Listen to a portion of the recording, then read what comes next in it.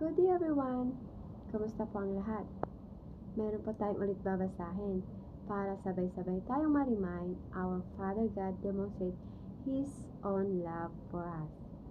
Mababasa ito sa Romans chapter 5 verse 8.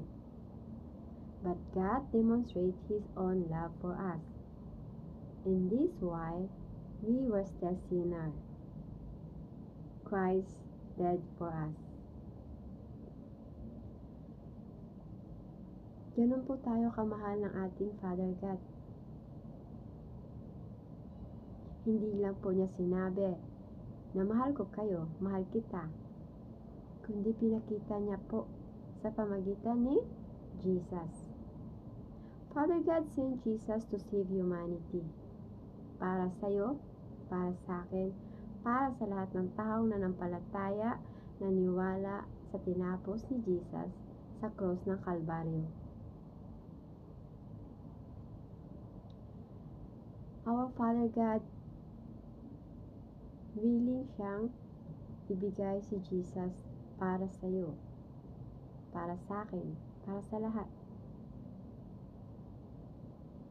Kaysa isa niya yung anak, pero binigay niya para sa ating lahat. Kasi gusto ni Father God na makasama tayo sa langit, na maging masaya, nakasama niya. Ganon tayo kamahal ng ating Panginoon. Di ba halimbawa sa family, sa mag-asawa, ano ba po ang gagawin nyo? Ano ang ginagawa mo kapag mahal mo yung isang tao? Kapag mahal mo yung family, ano ba ang gagawin? Di ba you do your best? Pinapakita mo, pinaparamdam mo sa taong mahal mo na mahal mo siya.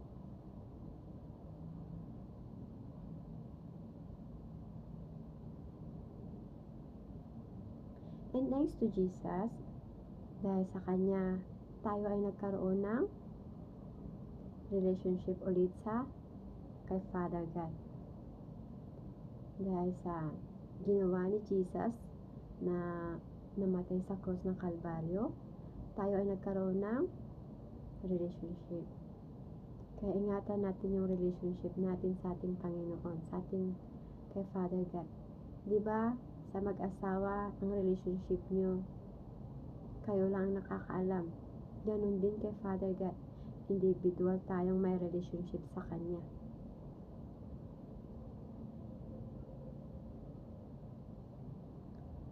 Kaya kung marunong tayong mag-ingat sa ating karelasyon dito sa mundo,